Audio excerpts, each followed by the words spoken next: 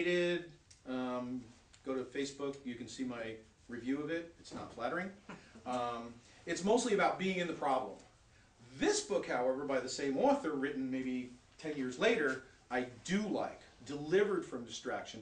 It's a much more positive look, more balanced. It's like, oh yeah, your kid does have some skills here that you can build on, promote, and encourage. The other one, some people say it's a little spacey, but I don't know, I kind of like it. It's Indigo Children.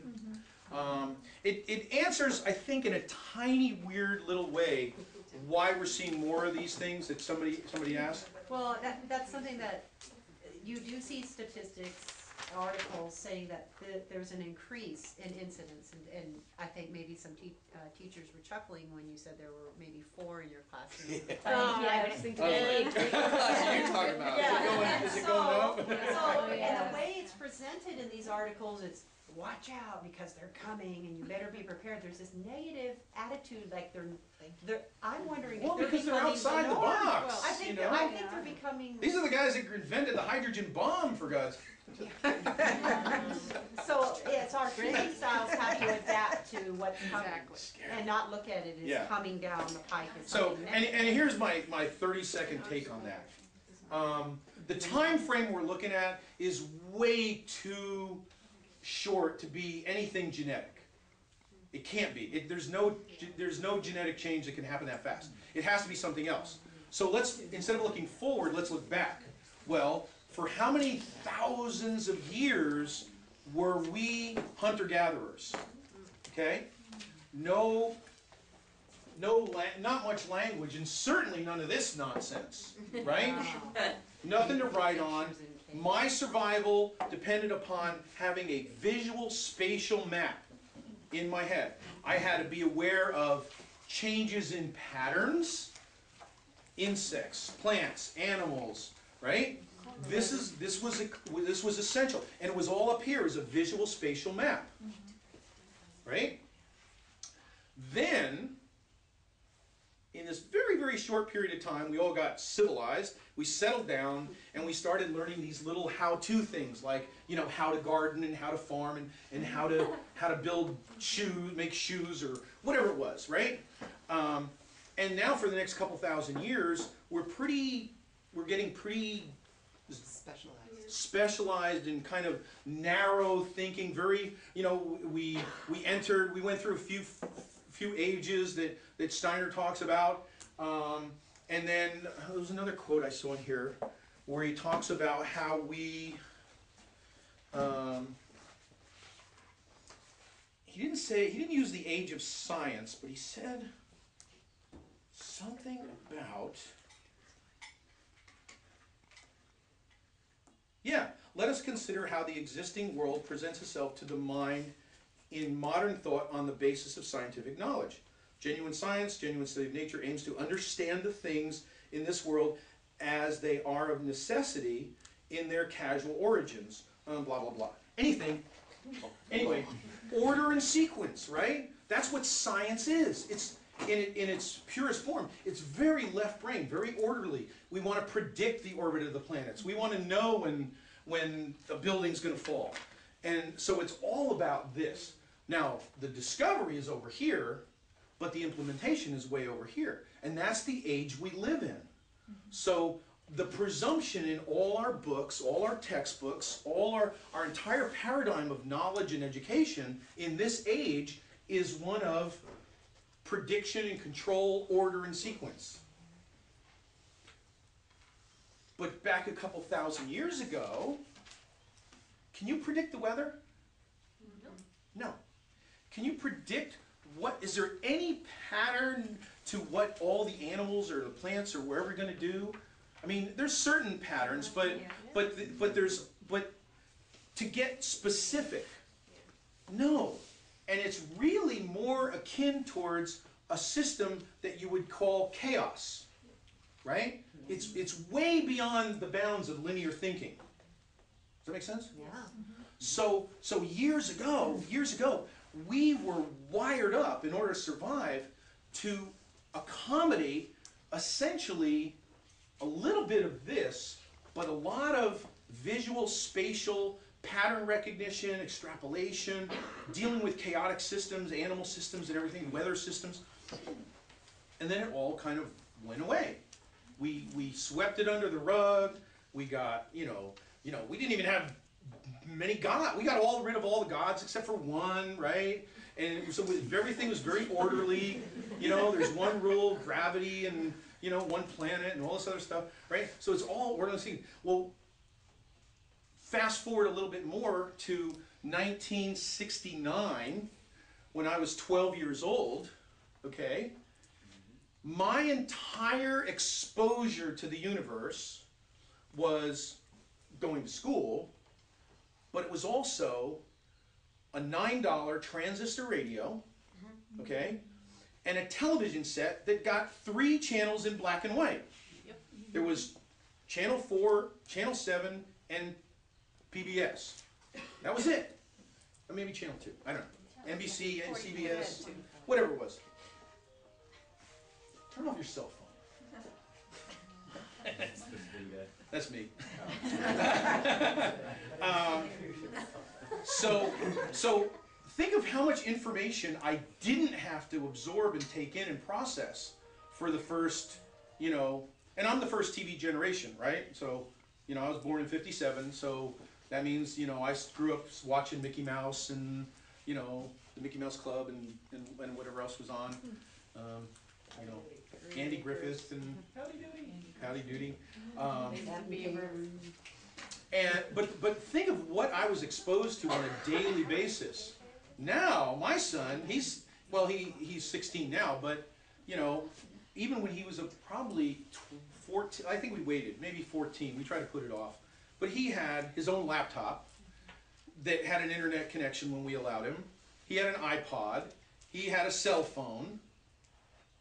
I mean, and we didn't really do TV, but he still kind of had access in certain circumstances to his friend's house and whatever to whatever thousands of channels.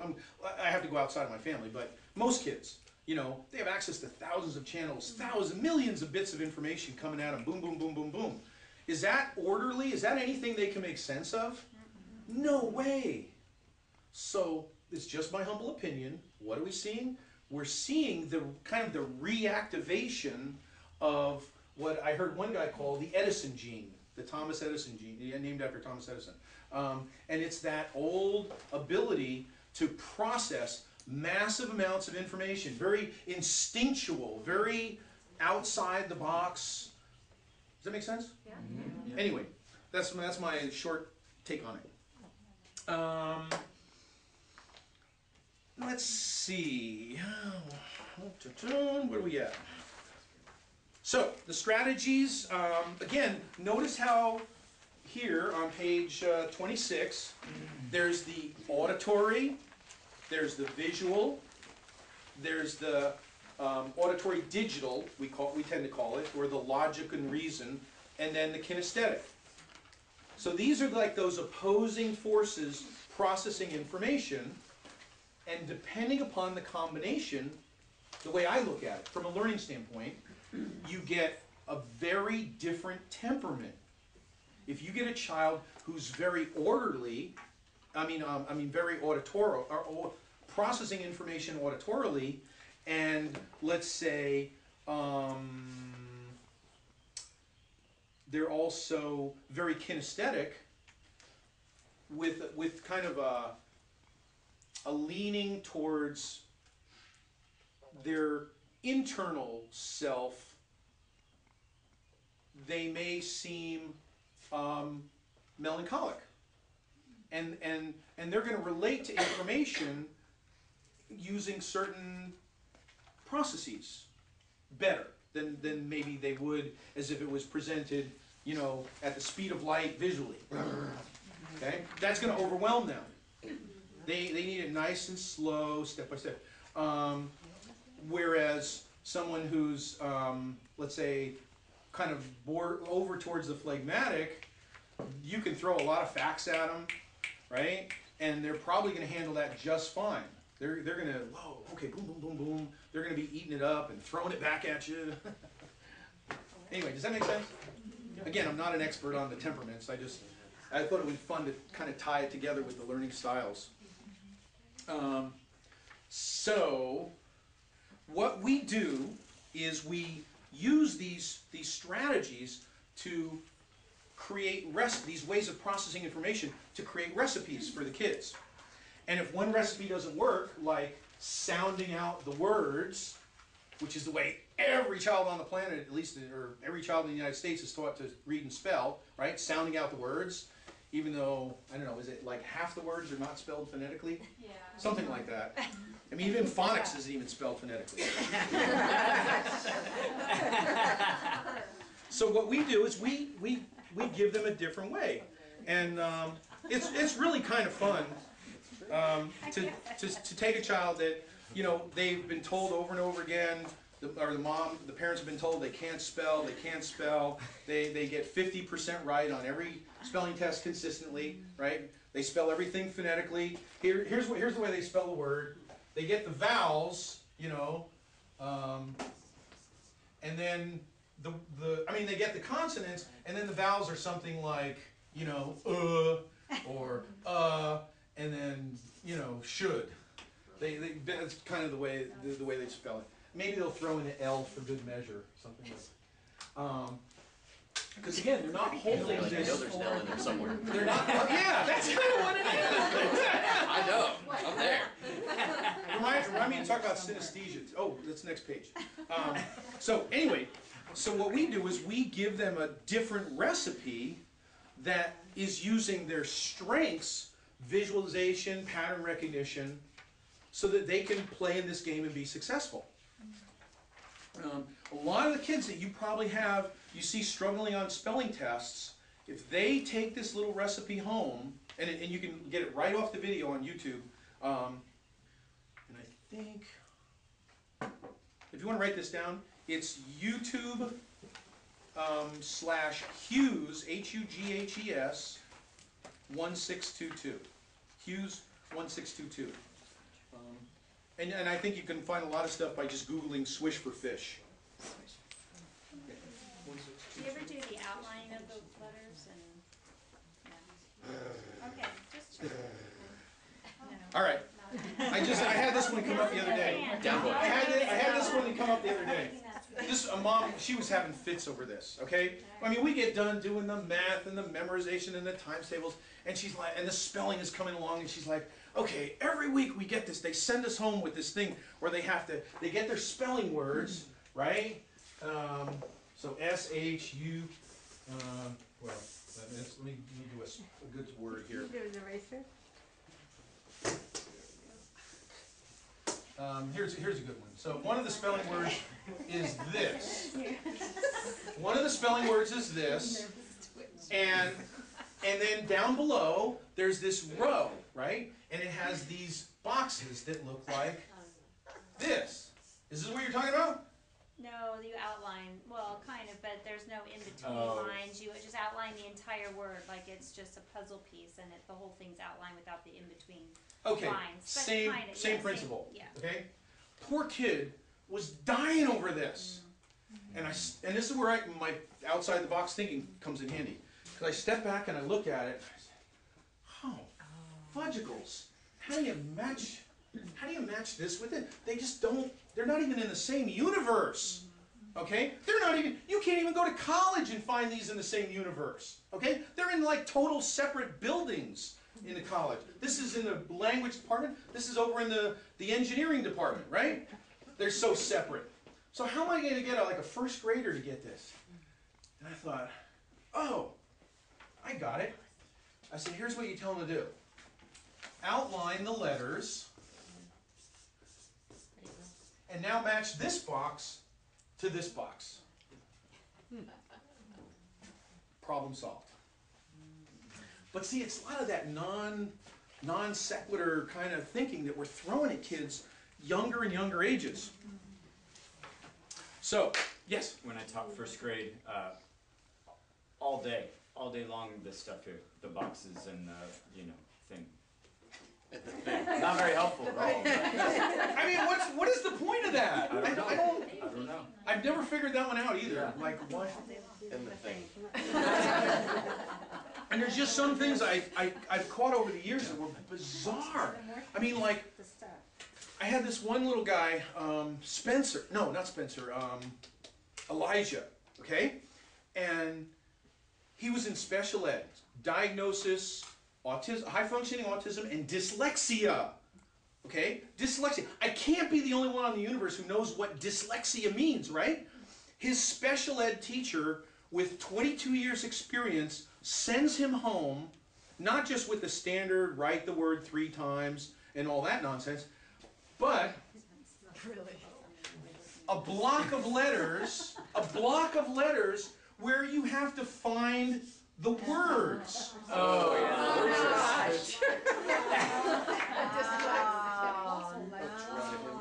And that wasn't enough. Then they give him the spelling words with the letters scrambled up. And you have to unscramble them. Yeah. They look fine to me. Do you have any idea what that looks like to someone with dyslexia? That's crazy. They look fine to me.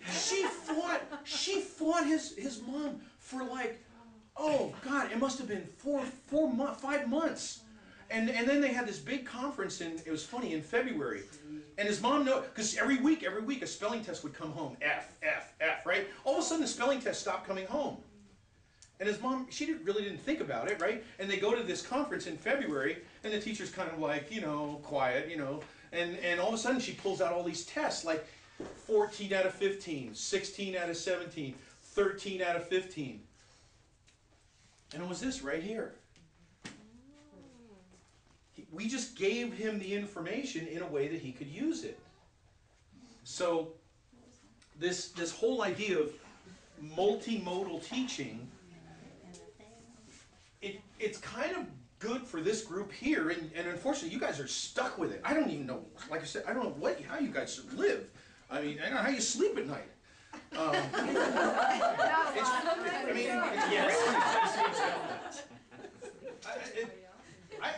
It's amazing to me. I deal with one. And even that's a challenge sometimes. But couldn't the spelling list go on the board like that? With colored chalk? Sure it could. And couldn't the children with their pencils copy the spelling list like that with colored pencils? They absolutely could. Why not? And then, yeah. Yeah. It's just. I'm not an expert in this group over here. I don't think I've ever seen anyone hurt by the strategy. Why not? I don't think I have. I mean, you could experiment with it and see how it works. And you'll see again, I don't want to go through the whole video, but basically we hold the card up like this, and I say, spell the red, and I sometimes I'll point N-U-I-S, N-U-I-S, and then spell the blue, A-N-C-E, A-N-C-E, and then close your eyes, N-U-I-S, A-N-C-E. So, Jerry, hold that one up. So I have a question. Why is the S Why do you have it syllabicated It's on the totally one hand, arbitrary. but I'm then not the that color- scientific. But I mean, So it's not. could you do N-U-I and then S-A-N-C-E in Yes, blue? yes. Okay. Most of the time now I don't know where this one came from. That Oh, was okay. not a good one. There's no particular logic. Like to that. this one, I break it up into syllables. That makes sense. Here's Now we got here's another one.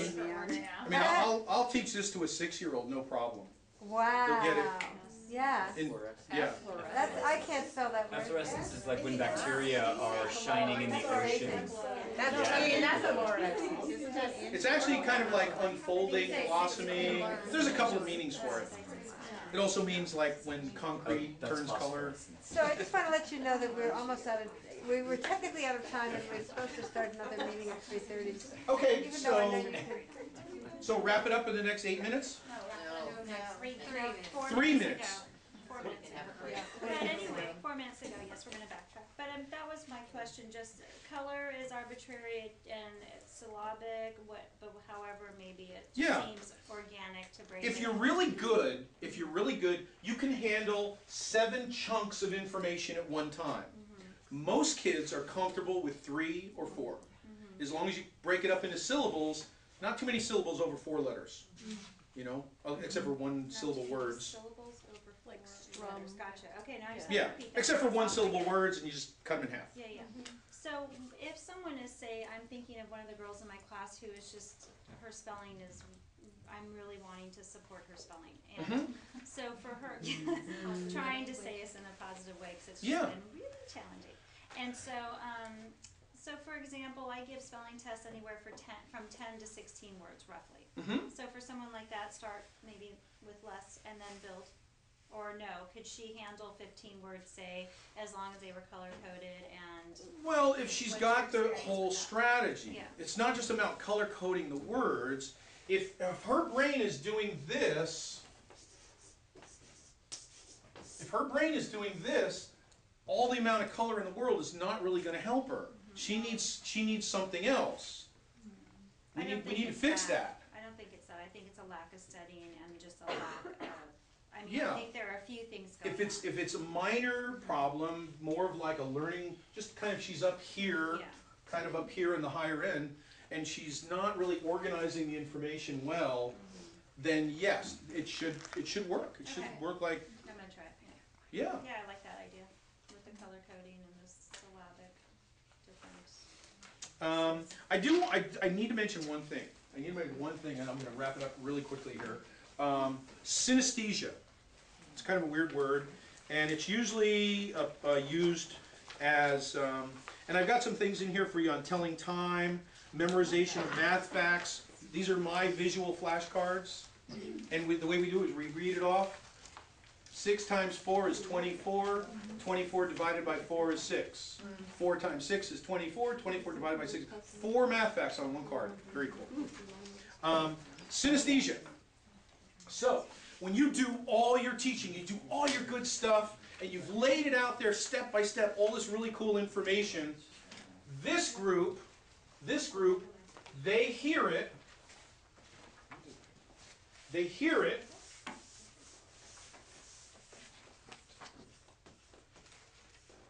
this, it goes into their brain, and guess what? Guess how it gets stored? Just like that.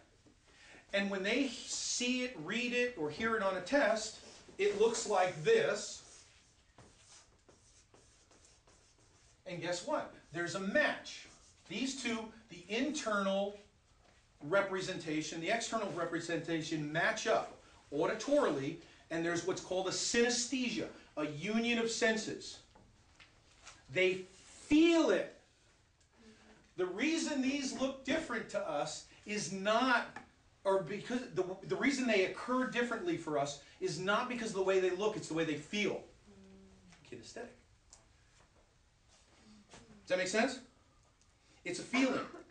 So this group, boom, boom, boom, the left brainers, they hear it, they store it, they see it or read it, and there's an auditory, kinesthetic synesthesia. They feel the answer right here, either in their head, their chest, or their tummy. Now this is all unconscious. They don't know that. This group here, they hear this, they're chewing it up. Remember, they live in a world that's 30 images per second. So in the time it takes you to say this, they have this happening in their brain. And that's what gets stored. So when they get this, and they're trying to match it up with this, there's no match. Add to that, their strategy is one of matching. This strategy is a mismatcher puzzle solver. So what they wind up doing every time they take a test is they read the question and they go down the list of answers and they look and they say, well, if I look at it this way, this answer might be right. So let's put A on the side. And then read B. Well, it could be B if I look at it this way, but C looks pretty good too. And D, I don't know, but you know what? I've heard this sounds familiar. Oh, all right, let's B. Abacadabra. So here's what you see. I see it all the time. They really want to pass a test. They really want to do well. The kids want to succeed.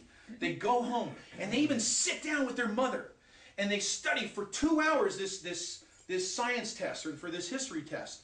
They go home, they study, they go to bed, they're feeling really good, man. I mean, even the mom feels good. She's like, I know he's gonna pass this one, right? She drops him off in the morning, you know, high five, good luck, honey, and picks him up at 3 o'clock, 3:15, and the first thing she says is, and what does he say? I bombed it.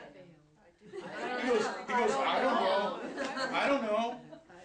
He really doesn't. And everybody looks at him. His mom, she really wants to love this guy, but she looks at him like, wait a minute, how can you not know? How can you not know? He really doesn't. He guesses. These guys, they're guessing on all the time. I mean, you put that in context. Think about that for a minute. How much effort are they putting in there to guess, to go through every single one of those answers, to consider them, and finally, all right, B. Oh. Literally, that's what's going on. So they're frustrated, they never walk in with tests feeling good. They never walk away from a test feeling good. Now, until we can work with them to get them to process the information in a way that's useful to them, so that they get that synesthesia. But it's not going to come here. What we do, this is really quick and I'm done. What we do is we say, don't try to store this. Don't even try it. Turn it into this. Turn it into a picture. Forget the auditory. Turn it into a picture. Organize it with maybe 1 or 2 keywords or bullet points, but store it as a picture. Now, when you read that question, take that question and turn it into a picture. And guess what? Boom, boom, they match. Synesthesia. They're good to go. Thank you. Thank you.